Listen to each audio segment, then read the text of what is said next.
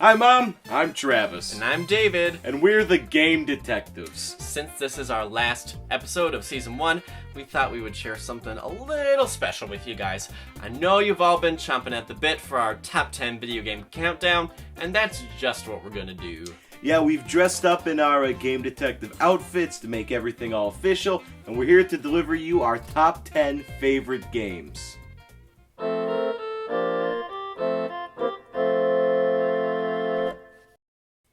There hasn't been a recent game that can even come close to matching the replayability of Binding of Isaac Rebirth, well, excluding the Afterbirth update, which personally ruined the game for me.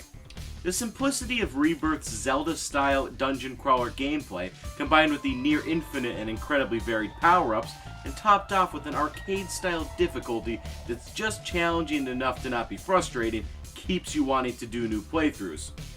The game is fun to play on an average run with viable power-ups, but nothing feels more gratifying than getting that right combination of items that lets you cruise through the game with ease. Each new playthrough can give you something radically different in look and playstyle, and after over 100 hours, you'll still be unlocking new items and characters. The grotesque art style and religious humor sometimes feels like it's trying too hard to shock, but if you can get past that, this is one of the most addicting games ever made. One of the best things about video games is the fact that I can see the medium evolve as I grow up. Today's video games, particularly in the indie world, offer new ways to experience just what a game is. So when a deeply personal and sorrowful game like That Dragon Cancer was released, I was really excited to begin playing the game.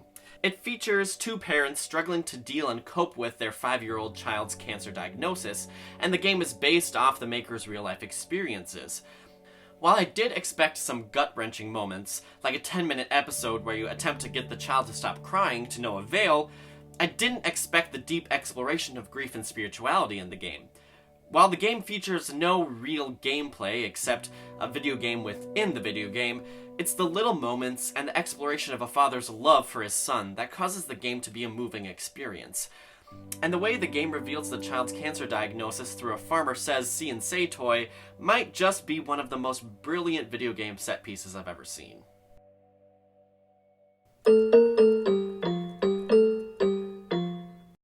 I've always been a huge fan of the Sonic games, particularly the Adventure series. Yes, that includes Sonic 06. My favorite of these games being Sonic Adventure 2 Battle.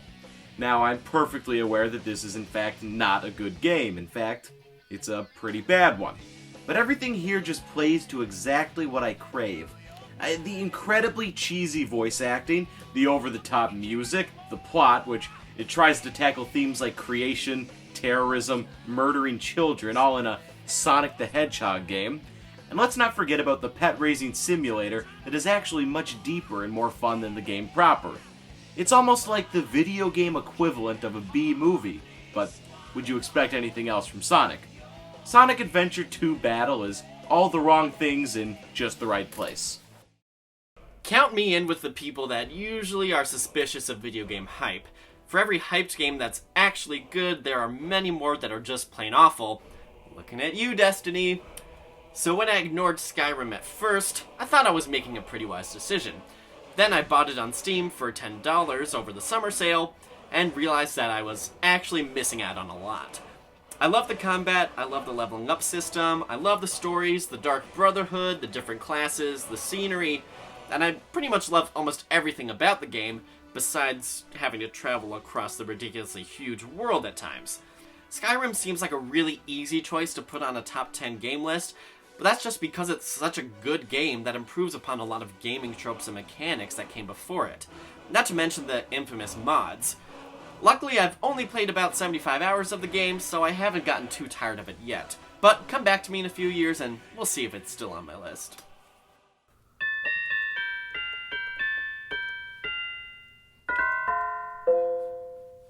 I'm an enormous fan of point-and-click games. Monkey Island, Sam & Max, Leisure Suit Larry, but the king of point-and-clicks is King's Quest. Specifically, King's Quest VI, Air Today, Gone Tomorrow, which feels like the most refined game in the series. Now, as we've talked about, David oft likes to accuse me of letting nostalgic memories cloud my judgments, but this is one of the few entries on this list that I've played fairly recently. But the thing is, it feels like a game I could have played as a kid. The colors and graphics take me back to being a child, and the whole game just feels like a product of a more innocent time. The puzzles feel the most balanced of any point-and-click game I've played. Not too obvious, but not frustrating, for the most part. The difficulty could be considered a bit unforgiving for today's standard, but if you keep a complex network of saves like me, you'll be fine. The humor is sort of like a DreamWorks movie, but cheesier, with a constant stream of puns, which may be a bit of a niche tone, but appeals to me perfectly. With point-and-click games having gone the way of the dodo, replaced with the newer genre of games where you make choices, in fact even King's Quest is doing this now, it's the perfect time to go back and enjoy this relic of a lost era. I played a lot of games on the Nintendo 64 that I really liked as a kid, but some of them don't really hold up now. The Game Detectives have already done a video on the greatness that is Banjo-Kazooie, so there's not much I can really say about it that I haven't already done. So let's run down the list. Great level design and great pacing, besides Clanker's Cavern of course. Great characters, great gameplay, great controls, and great camera, mostly. Great use of collectibles, great music, great voice acting, great Easter eggs, and so much uniqueness just makes Banjo-Kazooie one of my favorite games. While I was originally going to put Banjo-Tooie on the list for how complex it is, I had a change of heart after the Game Detectives playthrough of it and realizing just how frustrating getting some of the jiggies can be. Yeah, I'm now firmly back with Kazooie being my favorite.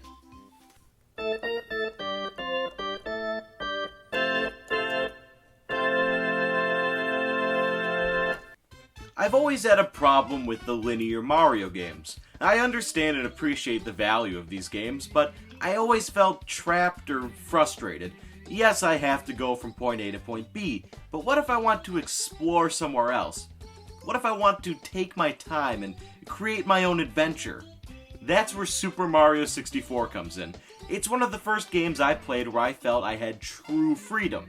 See, I know I'm supposed to go to the top of the mountain and fight King Babam, but I see this star here, and I want to mess around with that and figure it out. Or collect these red coins, or maybe I just want to surf around on Koopa's shell for half an hour. Or maybe this mission is too hard for me. I can't beat this stupid penguin, so I'll go to a different level and get stars there. In fact, I can get any 70 stars I want. I can completely ignore levels that I don't like and still have the full adventure. I can play through the entire game several times and have completely different experiences. This is something that I missed when playing through the Galaxy games. Freedom. And that's not even mentioning that despite it being one of the first major forays into 3D gaming, it's one of the best. You could say that the level design is a bit basic in places, you could argue that the camera is a bit primitive, but the way that Mario controls is one of the tightest examples of 3D controls to this day.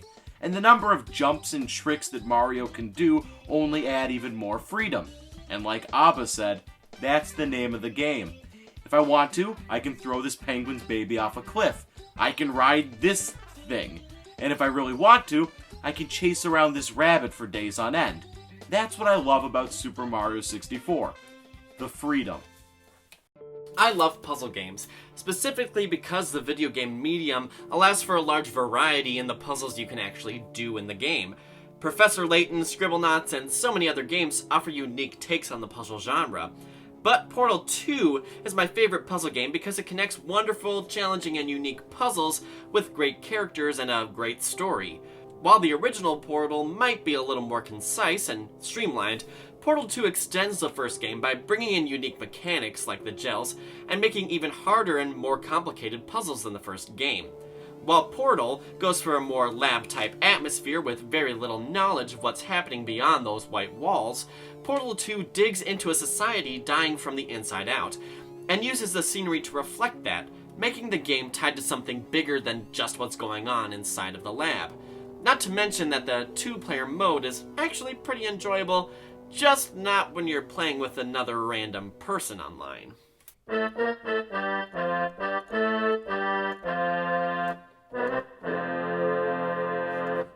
Back in 2003, when Dance Dance Revolution was all the rage, Nintendo tried to throw their hat into the rhythm game ring with their DK Bongos peripheral and the video game Donkey Konga, which featured classic hits like Bingo, the Turkish March, and the theme to Kirby Right Back At Ya. Anyway, after Donkey Konga wasn't the next Guitar Hero, Nintendo was stuck with a warehouse full of these plastic bongos. Now to capitalize on this, Nintendo decided to create Donkey Kong Jungle Beat, a platformer played entirely with the bongos. You can't say Nintendo doesn't try anything new. Now this is another case of extremely simple gameplay that becomes extremely addictive. You tap either drum pad to move in that direction, tap both pads to jump, and clap to grab onto things. That's it. Yes, there's a running level here and there and some boss levels, but for the most part it's just hopping around and clapping, trying to link combos and maximize your score. It's addicting to keep replaying these levels, trying to get a higher and higher score, linking jumps by swinging on vines and trying to get all the bananas you can. And even though you have the option to play with a traditional controller, you would never want to. The bongos elevate the gameplay in that classic, easy to learn, insanely difficult to master way, as you find yourself clapping like an idiot trying to get all of the platinum beats. I know I've said before that I hate long and boring openings or confusing storylines, but hey, if you stick the Disney brand on anything, I'd probably buy it. Those sick capitalists got me hooked, man. But the Kingdom Hearts series has stayed near and dear to me because I love the Disney characters and worlds, and also the combination of JRPG and beat-em-up gameplay. Kingdom Hearts 2 is the best of the series, even with that horrible long 3-hour intro. The game controls great, and the graphics are top-notch for the PS2. The guest characters from Mulan to Jack Sparrow are all unique and fun to play with. The various ways you can level up and boost your attack power gives you some great combos that can be used to plow through loads of enemies, and it also allows you to play in different styles through different playthroughs. Kingdom Hearts 2, when you get down to it, is just a fun game to play. That's great when you want to lay back and just enjoy and be happy for a while. Well, except for that ending.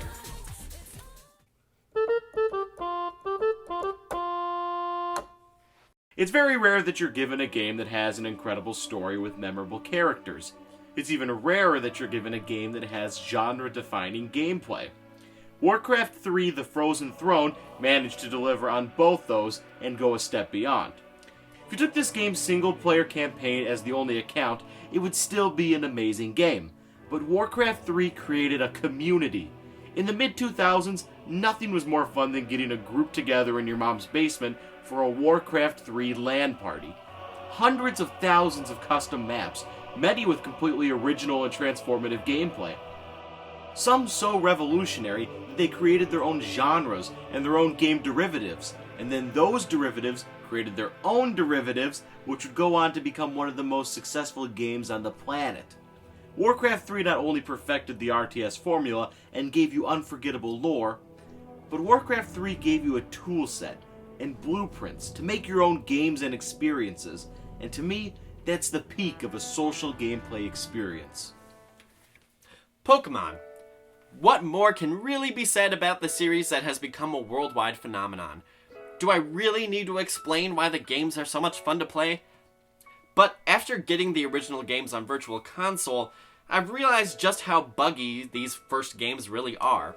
And while I love the second generation Pokemon the most, I still think that the later games added some much needed features, like the physical special split by move rather than by type. So I feel like the most seamless Pokemon experience is actually that in Pokemon Black 2. The updated menu system, the fastest travel, and the most extensive of regional Pokedexes, plus all of the different ways you can experience the game outside of beating the Elite Four, like Join Avenue, Pokestar Studios, and the Pokemon World Tournament, offer fun alternatives to the main adventure. Pokemon Black 2 was the Pokemon game I've played the most because it's the easiest Pokemon game to control and the most streamlined of the series. While I do love Pokemon Gen 2, I think Black 2 really features Pokemon at its most fully realized and accessible. It was probably pretty obvious that me and David were both going to have a Legend of Zelda game on our lists. Most lists of this type do. It's also been said that everyone's favorite Zelda game is the one they played as a kid. And that rings true to me for The Legend of Zelda: The Wind Waker. This is one of the first games I played that I felt like I was on a true adventure.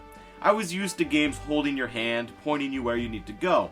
but at many times the Wind Waker throws you in the middle of an ocean with little more than a vague hint.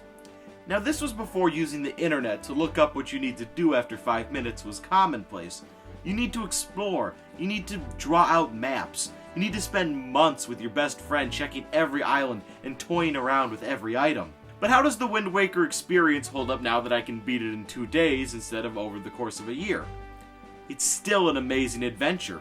The gameplay and the combat are refined from Ocarina of Time, and while the dungeons aren't as varied or numerous, what's here feels great. The puzzles all feel the right difficulty, fighting enemies is easier than ever, and the visuals look incredible. This is one of the most beautiful games I've ever seen, and the art style holds up despite being 12 years old.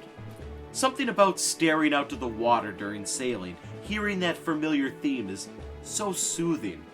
The Wind Waker is the perfect game to play when you need to just sail away. Considering how I'm the game detective that loves indie games, it only makes sense that I'm the one who made Travis feature the beginner's guide on the channel.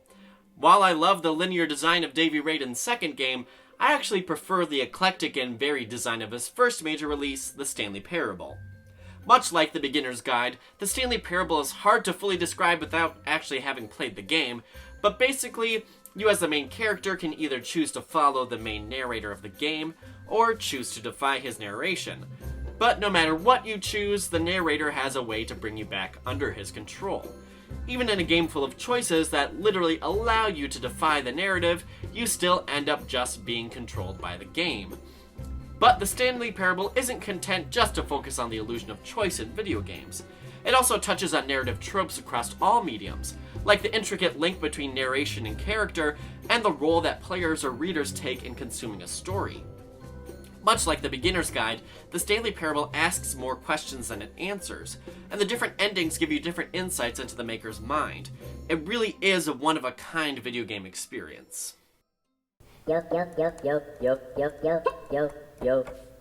It's crazy to think how long Pokemon has been a part of my life. Well, I'm not always excited for the next Mario or Zelda, Breath of the Wild, but I find myself just as excited for Pokemon Sun and Moon as I was for Pokemon Yellow, or as much as I was when I wanted to see Pokemon 2000 or to play Pokemon Channel. Pokemon has been a constant for almost 2 decades, but the most complete Pokemon package, to me, has to be Pokemon Crystal. The second generation made so many innovations to the series, like splitting the special stat and balancing the battle system, adding day and night cycles, more Pokemon, more evolutions to existing Pokemon, but more so, it had the most stable content balance between generations. It added enough without getting muddled or overwhelming, and kept it simple and accessible. While some people may take issue to how primitive it is compared to what we have now, I think that's a good thing.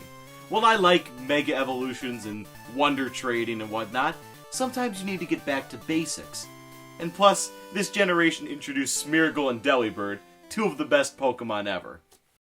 How could I possibly make a top 10 list and not include a Mario game? The sheer number of innovations that the Mario series has given to video games would probably necessitate a spot on this list, but not to mention the fact that so many of the mainline games are actually really fun to play. But my favorite Mario game has to be Super Mario Galaxy. The controls are seamless, especially for the Wii Remote and Nunchuck, and while most games can't manage to make an orchestrated soundtrack all that memorable, Super Mario Galaxy achieves a great balance of a great soundtrack with actually catchy themes that you get stuck in your head, particularly in my favorite song, Gusty Garden Galaxy. The various worlds are unique and memorable, and the graphics are absolutely gorgeous. I also like the various power-ups of the game, like the Bee Mushroom and the Ice Flower, that add needed variation from previous entries of the series. And it's just so dang fun to play that I actually love to play it again and again, even though I've finished it completely before. Flying around space has never been so cool.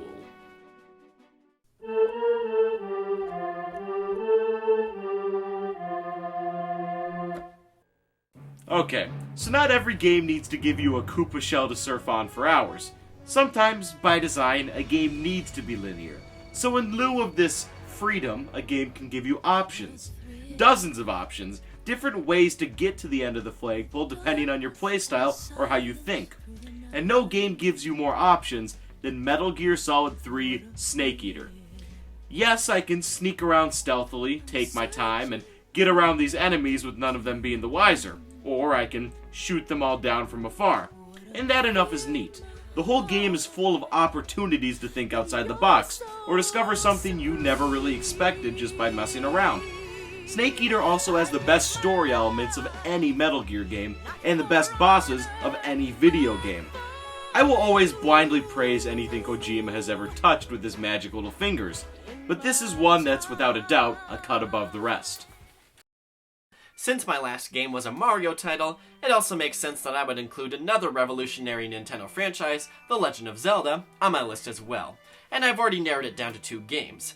I'm really tempted to choose the near-perfect Ocarina of Time, but I'm more inclined to choose my personal favorite, Majora's Mask.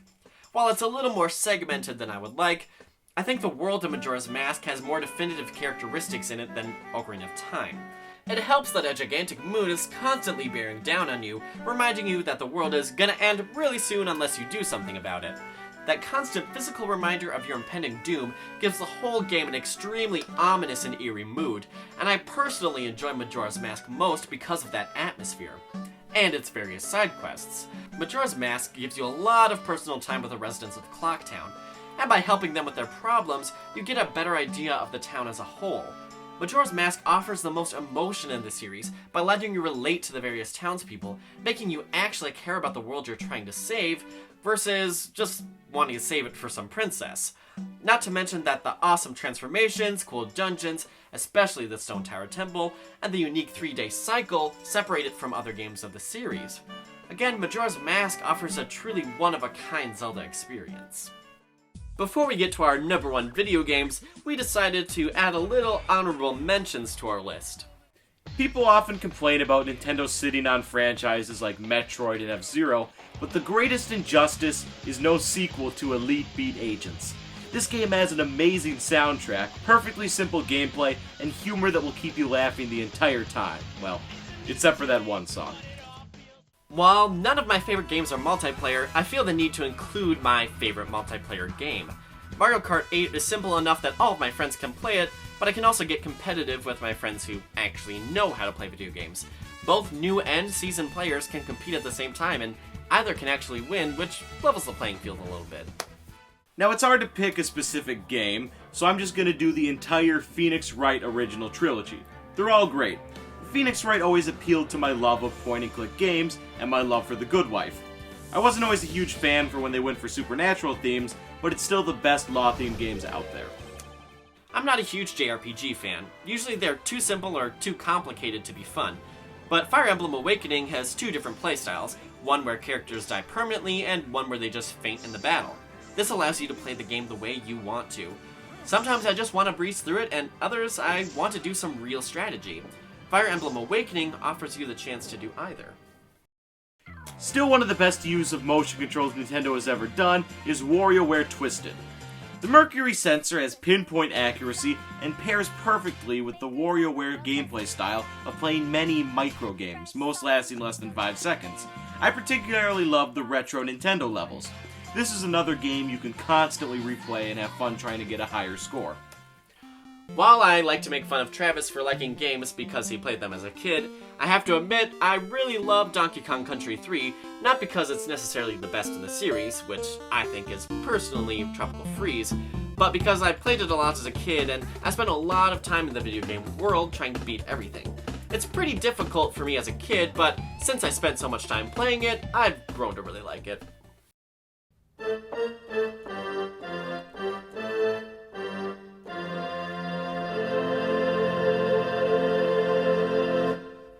What can I say about Banjo-Kazooie that hasn't already been said? Heck, what can I say that we haven't already said? Like David, I tend to flip-flop between this and Tooie being my favorite game, usually being the one I've played most recently. But after working on a 100% playthrough of Tooie, I've flipped again. There's something so cohesive and flowing about the basic architecture of Banjo-Kazooie. It just feels so natural to go from one jiggy to the next, and even between levels. The soundtrack is incredible, my favorite in any video game. The colors and graphics are colorful and hilarious. The characters and worlds are immersive and engrossing. All of these elements come together to create a near-perfect experience. Besides Clanker's Cavern. My list so far has been games that are either fun to play or have some lasting complex message afterwards, so when a game combines the two, I've got to put it at number 1. When I played BioShock Infinite last year, I was pretty surprised I actually liked the combat in the game, since I never really liked any kind of first-person shooter. Luckily, the RPG elements helps with that.